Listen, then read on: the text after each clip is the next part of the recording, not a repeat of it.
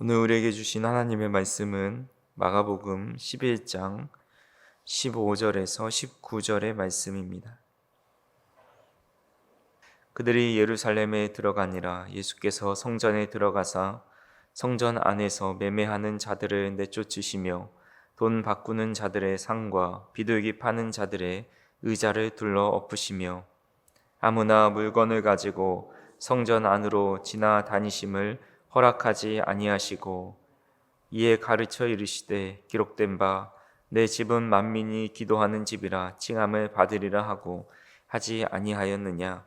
너희는 강도의 소굴을 만들었도다 하시매 대제사장들과 서기관들이 듣고 예수를 어떻게 죽일까 하고 꾀하니 이는 무리가 다 그의 교훈을 놀랍게 여김으로 그를 두려워함일러라. 그리고 날이 저물매 그들이 성 밖으로 나가더라. 아멘. 예수님께서 안식 후 첫날 주일에 예루살렘에 입성하셨습니다. 우리가 그날을 기념해서 종려 주일로 지키고 있죠. 예수님은 입성하신 후에 성전을 잠깐 둘러보시고 예루살렘에서 약 2km 정도 떨어져 있는 베다니에서 쉬십니다. 그것에 마르다, 마리아, 나사로 형제가 살고 있어서 그곳에서 주무신 걸로 보고 있습니다. 이튿날 월요일에 예수님은 예루살렘에 입성하시면서 무화과 나무를 저주하시고 성전에 들어가셔서 성전 정화를 하시는 장면이 나오고 있습니다. 성전을 깨끗하게 하시는 이 내용은 사복음서에 다 등장을 합니다. 그래서 기본적으로 예수님께서 입성하신 후에 공간복음은 이 일을 행하였다라고 말씀을 기록하고 있고, 요한복음에서만 예수님 초기 사역 때에 성전 정화를 행하셨다라고 기록하고 있습니다. 이 사건이 중요한 이유 중에 하나는 예수님이 이 사건으로 인해서 예루살렘 성전의 지도급 인사들과 정면적으로 충돌이 일어나기 때문입니다. 유대교의 성전 사상은 역사와 전통이 매우 깊고 그들의 삶과 또 생명과 같이 여기는 일이었습니다. 그래서 거슬러 올라가면 모세 때에 광야에 세워졌던 성막의 원형이 바로 성전입니다. 하나님은 출애굽한 이스라엘 백성들에게 성막을 짓게 하셨고 모세가 그 일을 감당합니다. 이 성막 중심의 예배는 광야 시대부터 다윗 시대까지 이어지다가 솔로몬이 예루살렘의 첫 성전을 세우게 됩니다. 하지만 이 성전은 기원전 586년에 바벨론의 침략으로 완전히 무너지게 되지요. 70년 포로 생활 후에 돌아온 후에 백성들이 스룹바벨을 중심으로 성전을 다시 세웁니다. 하지만 그것도 결국 더럽혀지게 되고 나중에 헤롯 대왕이 정치적인 이유로 헤롯 성전을 크게 지어줍니다. 유대인들의 호감을 사고 싶어서 성전을 지어주었는데 예수님이 다니신 성전이 바로 헤롯이 지어주었던 헤롯 성전입니다. 하지만 이 성전도 주후 70년 로마군에 의해서 무너지고 지금은 통곡의 벽만 남아 있습니다. 유대인들에게 성전은 민족의 중심이자 또 생명과 같았고 목숨을 걸고 지키려 했던 것입니다. 예수님은 유대인들이 얼마나 성전을 귀하게 여기는지를 잘 알고 있음에도 불구하고 이 성전을 모독하신 발언을 하신 이유가 있습니다. 예수님은 예루살렘 성전에서 돈벌이하는 사람들을 보았기 때문이죠. 오늘 15절에 보니까 그들이 예루살렘에 들어가니라. 예수께서 성전에 들어가사 성전 안에서 매매하는 자들을 내쫓으시며 돈 바꾸는 자들의 상과 비둘기 파는 자들의 의자를 둘러 엎으셨다라고 말씀하고 있습니다. 예수님 시대의 예루살렘 성전에 큰 시장이 열립니다. 절기 때마다 많은 사람들이 먼 곳에서 찾아와서 예배를 드리게 되는데 그들이 성전세를 바치고 또 재물을 사기 위해서 이런 자연스럽게 시장이 형성이 된 겁니다. 환전상들은 외국 돈을 성전에서 정한 돈으로 바꿔주었고 또 재물 상인들은 흠없는 짐승이라면서 제사용 동물을 판매하였습니다.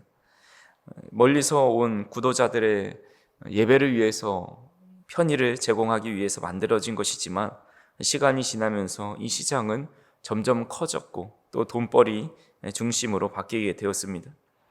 제사장들과 관리들은 장사 허가를 해주면서 이익을 챙겼고 또 부정과 비리가 생겨 부패한 종교의 상업 구조가 형성되었습니다.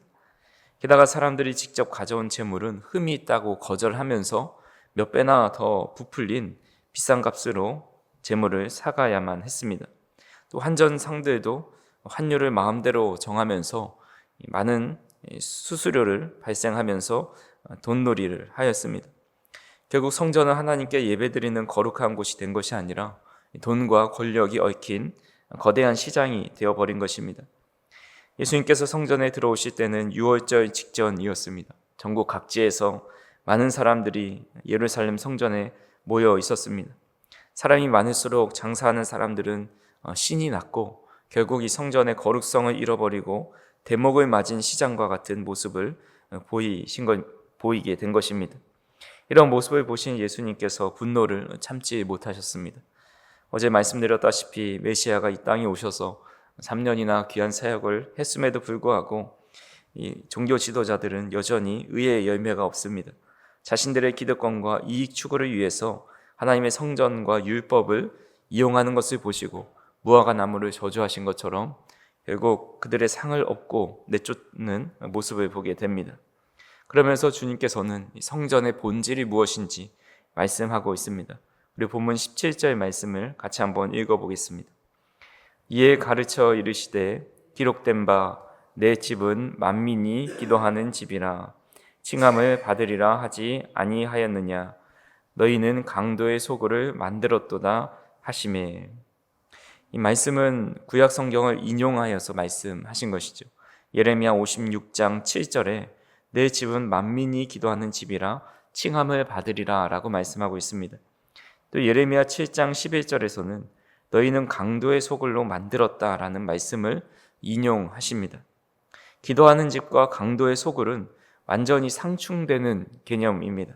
기도하는 집은 하나님의 영적 교제가 일어나는 곳이지만 강도의 소굴은 탐욕이 지배하는 곳이라 할 수가 있습니다. 가장 거룩한 곳을 가장 추악한 곳으로 만들었다라고 말씀하고 계시는 것입니다. 먼저 강도의 소굴이라는 표현을 보면 예레미야에서 인용되었는데 이것이 예레미야 7장 11절에 인용되었고 또 1절에서 10절까지에 보면 삶이 따르지 않는 그런 위선적인 신앙에 대해서 예레미야가 책망을 합니다. 당시 이스라엘 백성들은 거짓말과 도둑질, 살인, 간음, 거짓 맹세, 바알 분향을 일삼으면서 성전에 들어와서 구원을 노래했다라는 것입니다. 일상의 삶은 늘 정직하지 못하고 우상 숭배하고 거짓된 삶을 살아가면서도 성전에 들어와서 나를 구원해달라고 이 예배를 받아달라고 하는 것이 예레미야 7장 10절에 이것은 가증한 일이다 라고 책망하고 있습니다. 당시에도 예루살렘 성전은 전통적인 제사 행위가 계속 진행되었습니다. 그들 우상 숭배를 하면서도 하나님 앞에 절기 때마다 나와서 제물을 드리고 예배를 드렸습니다. 아니 오히려 더 성대하게 이런 일을 행하면서 자신이 평소에 행하는 죄악들과 또 우상 숭배를 무마하려 했습니다. 사람들의 마음속에는 세속적인 마음과 또 정욕대로 자신의 삶을 내어주는 삶을 살아가는 것이 바로 성전을 강도의 소굴로 만들었다라고 말씀하고 있는 것입니다. 다시 말씀드리면 예배드리러 온 사람이 어떤 사람인가에 따라서 강도의 소굴이 되고 기도하는 집이 된다라는 것입니다. 예전에 은신처를 산속에 있는 굴을 사용하기도 했습니다. 그 굴 안에 도적떼들이 모여 있으면 도적의 소굴이 됩니다. 그곳에 독립군이 모여 있으면 정의로운 처소가 됩니다. 또한 그곳에 예배하는 사람들이 모여서 있으면 예배처가 됩니다. 주님은 교회가 도둑의 소굴이 아니라 만민이 기도하는 집이 되어야라고 말씀하시면서 모여있는 그 사람들이 도적과 같은 마음을 가지고 있다면 도적의 소굴이 되어질 수밖에 없음을 말씀하고 있습니다. 반대로 만민이 기도하는 집이라는 것은 만민이라는 것은 모든 사람을 의미하죠. 누구나 나올 수 있다라는 것입니다. 믿음이 있는 사람도 나올 수 있고 믿음이 없는 사람도 나올 수 있습니다. 누가복음 18장에 보면 바리새인도 성전에 올라왔고 세리들도 성전에 올라갑니다. 마태복음 21장에 보면 장사하는 사람도 성전에 있고 소경과 저는 자들도 성전에 올라왔다라고 말씀합니다. 그러니까 교회는 누구나 나올 수 있는 만민의 집입니다. 흑인도 올 수 있고 또 백인도 올 수 있고 귀족도 올 수 있고 천한 사람도 올 수 있는 그곳이 바로 교회라는 것입니다. 또한 교회는 기도하는 집이다 말씀합니다. 교회에서 물론 여러 가지 일을 행할 수 있지만 교회에서 성도들이 모여서 교제와 구제와 전도도 하고 선교도 하고 여러 친교도 하지만 근본적으로 교회는 기도하기 위해서 만들어졌다라는 것입니다. 그리고 기도하는 집이라는 말은 교회에서 교제를 하든지 구제를 하든지 전도를 하든지 무엇을 하든지 기도가 함께 선행되어야 한다라는 의미도 있습니다. 그러니까 교회는 하나님을 만나서 하나님의 일을 하기 위해 만들어진 이 기도의 처소입니다. 솔로몬이 성전을 지어서 봉헌할 때 하나님께서 솔로몬에게 이렇게 말씀하셨습니다. 역대하 7장 15절과 16절에 보면 이제 이곳에서 하는 기도에 내가 눈을 들고 귀를 기울이리니 이는 내가 이미 이 성전을 택하고 거룩하게 하여 내 이름을 여기에 영원히 있게 하였음이라. 내 눈과 내 마음이 항상 여기에 있으리라 라고 말씀하십니다. 주님이 세우신 교회를 택하셔서 거룩하게 하셨고 주님의 이름을 영원히 거기에 두신다 말씀합니다. 주님의 눈과 마음이 항상 교회에 있어서 이곳에 하는 기도에 내가 눈을 들고 귀를 기울인다 말씀하고 있습니다.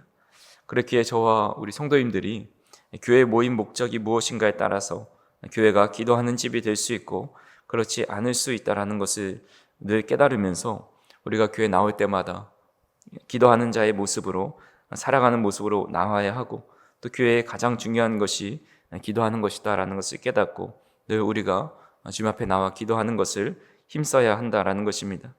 또한 주님께서는 우리를 거룩한 성전이다 말씀하고 있습니다.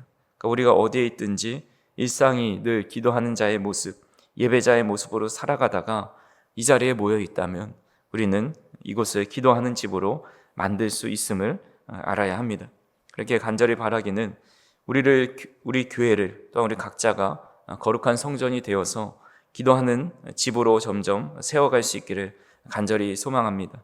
우리가 새벽에 제단을 쌓으며 기도하는 것이 바로 기도하는 교회로 세우는 것이고 또 우리가 일상의 삶에서 기도하는 삶을 살아갈 때에 우리의 각자의 거룩한 성전을 기도하는 집으로 세워간다라는 사실을 깨닫고 늘 어디에 계시든지 기도하기에 힘쓰며 살아가는 저 우리 성도님들이 되기를 간절히 소망합니다. 말씀을 정리합니다. 예수님은 성전을 깨끗하게 하심으로 단순히 상인들을 내쫓으신 것이 아니라 기도하는 집의 본질을 회복하신 거다라고 할 수가 있습니다. 성전은 거래의 장소가 아니라 만민이 기도하는 집, 곧 하나님과 교제하는 거룩한 공간이어야 합니다. 그래서 오늘날 교회 역시 건물 그 자체가 아니라 기도와 예배로 하나님을 만나는 공동체, 그것이 바로 교회이고 또 우리 자신이 성령이 우리 안에 거하시기에 거룩한 성전이 되어서 우리의 일상의 삶에 세속적인 욕심과 형식적인 신앙을 다 내어버리고 우리 안에 성전을 늘 정화시키며 살아가야 한다라는 것입니다. 그럴 때 우리는 늘 기도하는 집으로서 하나님이 거하시는 성전으로 살아갈 수 있음을 믿으시고 저 우리 성도님들 모두가 주님께서 말씀하시는 만민이 기도하는 집이라 일컬어지는 성도님들의 삶과 또 우리 교회가 될 수 있기를 주님의 이름으로 축원합니다. 기도하시겠습니다. 사랑과 은혜가 풍성하신 하나님 아버지, 오늘도 우리를 불러주셔서 주님의 거룩한 전을 기도하는 집으로 만들어가게 하시니 참으로 감사합니다. 우리 안에 탐욕과 위선이 자리 잡지 않게 하여 주시고 우리의 교회와 가정이 주님이 기뻐하시는 거룩한 기도의 집이 될 수 있도록 인도하여 주시옵소서. 예수님께서 성전을 정화하신 것처럼 우리의 마음도 깨끗하게 하셔서 주님만을 왕으로 섬길 수 있도록 인도하여 주시고 우리의 예배가 형식적인 예배가 아니라 사랑과 헌신으로 드려지는 참된 예배가 될 수 있도록 인도하여 주시옵소서. 우리의 일상 속에서도 주님과 늘 동행하면서 기도하는 삶을 살 수 있도록 인도하여 주시고 사랑하는 성도님들 어디에서 무엇을 하든지 거룩한 주님의 전으로서의 삶을 살아가는 데 부족함이 없도록 인도하여 주시옵소서. 감사를 드리며 예수님의 이름으로 기도하옵나이다. 아멘.